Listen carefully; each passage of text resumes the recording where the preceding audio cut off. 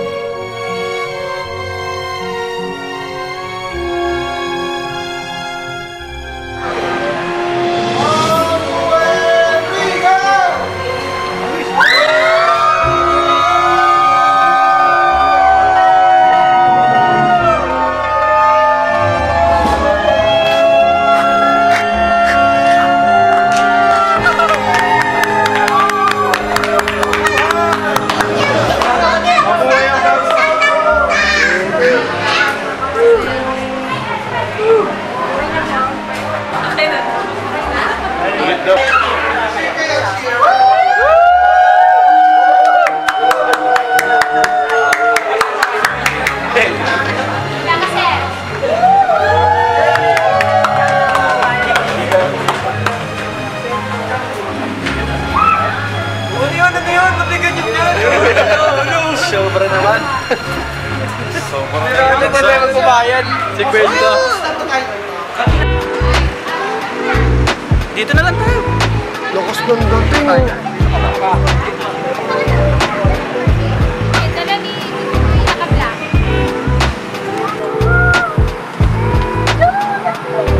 Ay, isa na pala si Chubby. Kita kong maganda. Hindi naluluma. Ano na lang naluluma? Pidan. Sapato. Kanta ka na tayo. Ate ko yan eh. Ito, atita ko naman siya. Ilan Dahil taon hindi na niya matanggap na magsisenyor na siya. Malapit ka naman libre sa sine. Oo. Every Tuesday. Tuesday ba yun? Yes. Kasi daw mga Monday and Tuesday. Diba sabi mo excited ka rin?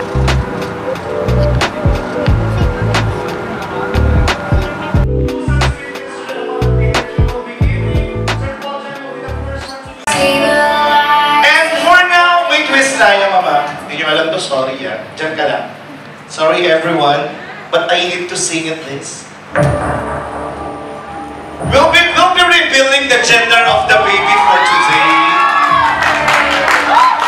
Oh, ang tagal kong tinapon. Hawakan niya, sir. Yan. Pero dito na lang natin, tabi natin dito. Yan, tabi nyo dito, sir. Nasecure. Sigaw, sino gusto ng lalaki? Sino gusto ng babae? Everyone wanted a girl. Ikaw, ano gusto mo? Babae, lalaki? Babae. Let's see. In the count of 3, 3, 2, 1, go! Oh, wala. Paano? Sa prank. Sa prank. Sa hilahin lang. Wait, may hilahin daw po siya. Kaloka to. May ako yun. Take to. Hilahin niya mga yun, sir. Ayan ang pula. Nakita mo na. Sige. O, i-scrap natin. Ready? 3, 2, huwag na ingay. Why na hindi mo pa rin alam? Sige, bragatin natin. Ganun na lang. Ready? Oo, sige, ready? 1, 2, 3, 1, 2, 3.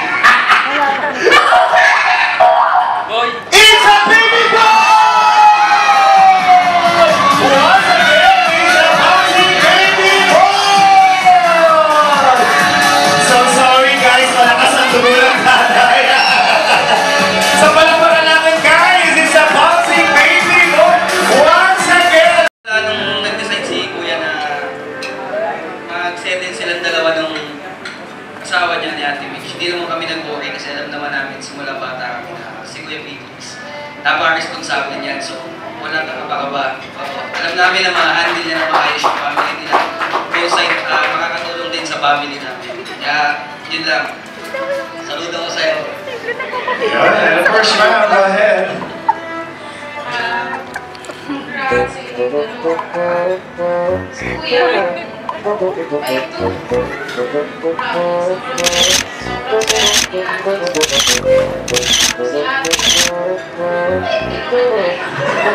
Parang napipilitan po kayo.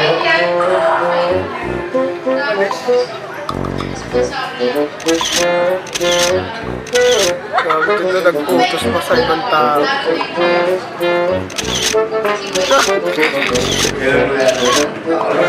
And for now, may I request everyone to join us in our wine hosting. Hawakan niyo po yung mga baso niyo.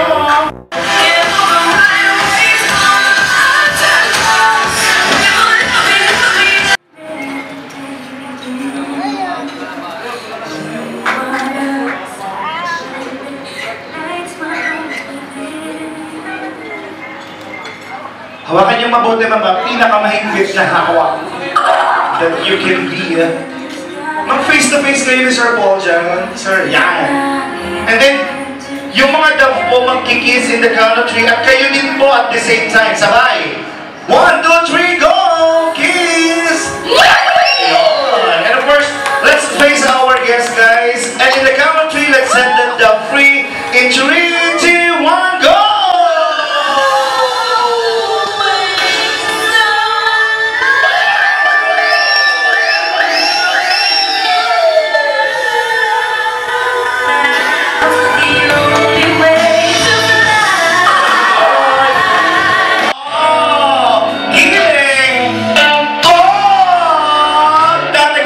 Dante Gulapa. Hiling. Saya. Yun, saya. Hiling. Gapang, sir, gapang. Gapang, papunta kayo. Go, kaya mo yan. Yun o. Yan na, sumisit. Sumisit.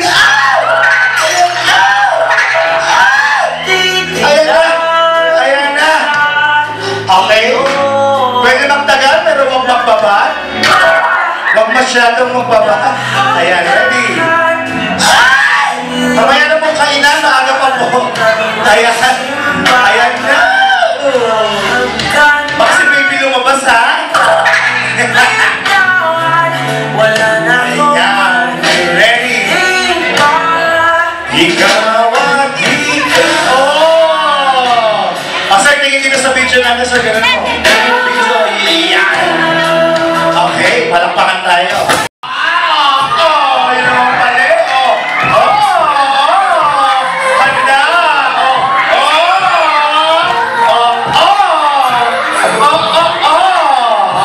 Dito.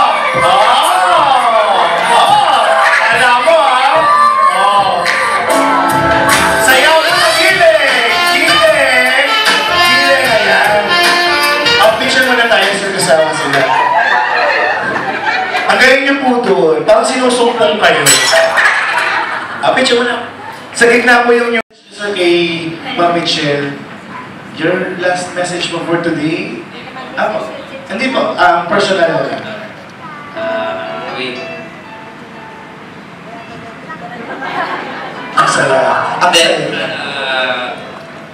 gusto mo na mag-take you kay Lord kasi yung babaeng gusto ko makasama sa pagtanda. Asawa ko na. Iyo.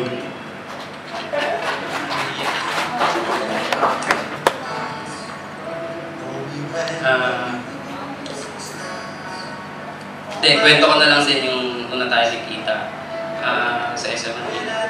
So, una pa lang kita nakita, alam ko na agad na gusto kita. Kasi parang, hindi ko alam kung imagination ko lang yun, pero feeling ko talaga yung slow motion ng time na yun.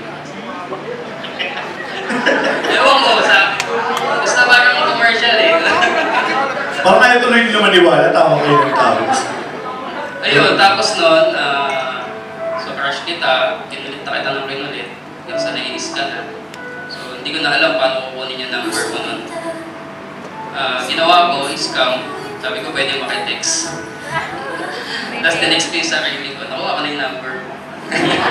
Tapos yun doon nag-start. Tapos, August 11, 2010, yun sinagot mo ako. Tapos August 12, kinabukasan lang, naibag-break ka. Ang cute mo eh, no? Sarap mo. Pero tayo ng sentro, kasi natulungan daw, tumingin. Alam mo, naiintindihan niyo, oh. Dito na tayo. Tapos, tuwing nag-aaway tayo, dati, balay pa.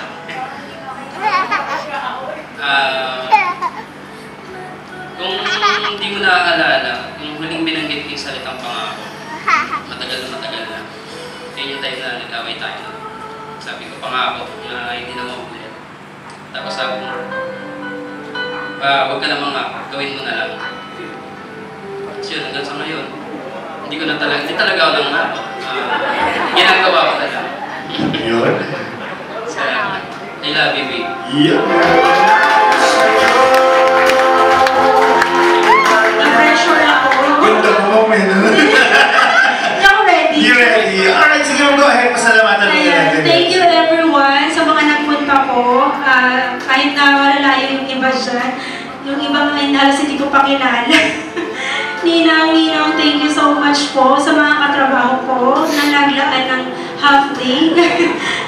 Para lang makapunta dito. Thank you so much sa mga kapamilya ko na rin ngayon. Ayan, officially, ate girl na po. Babe.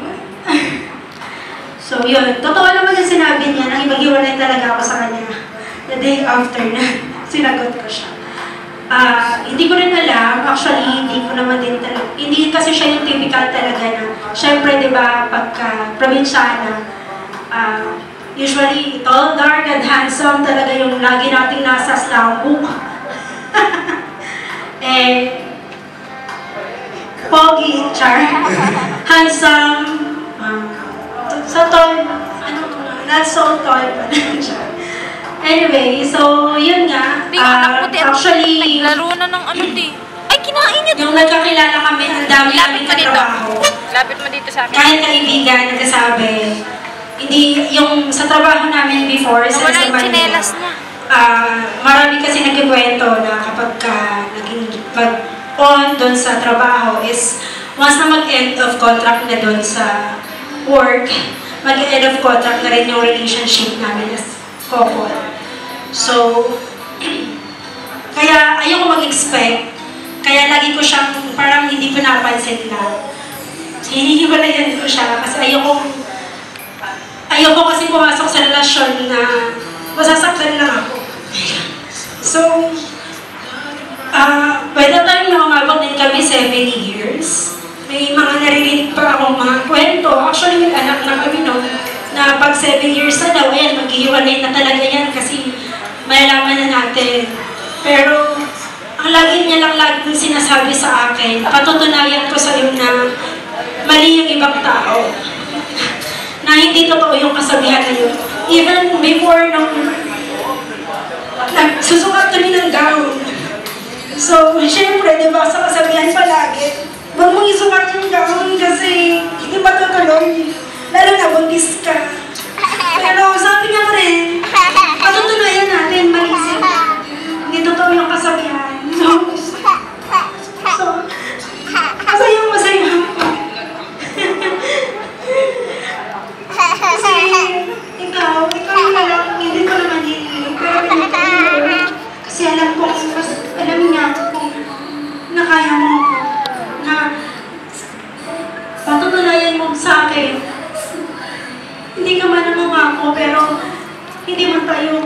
hindi man tayo ma-social media, hindi tayo sweet, pero napaka-caring mo, napaka-sweet mo, ang responsable mong asawa, ama, kapatid, at anak sa pamilya.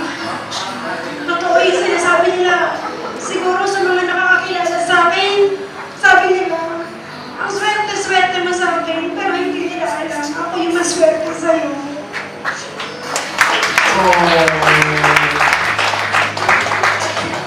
Huwag na masyado umiyak ng bayad na kami. Creepy.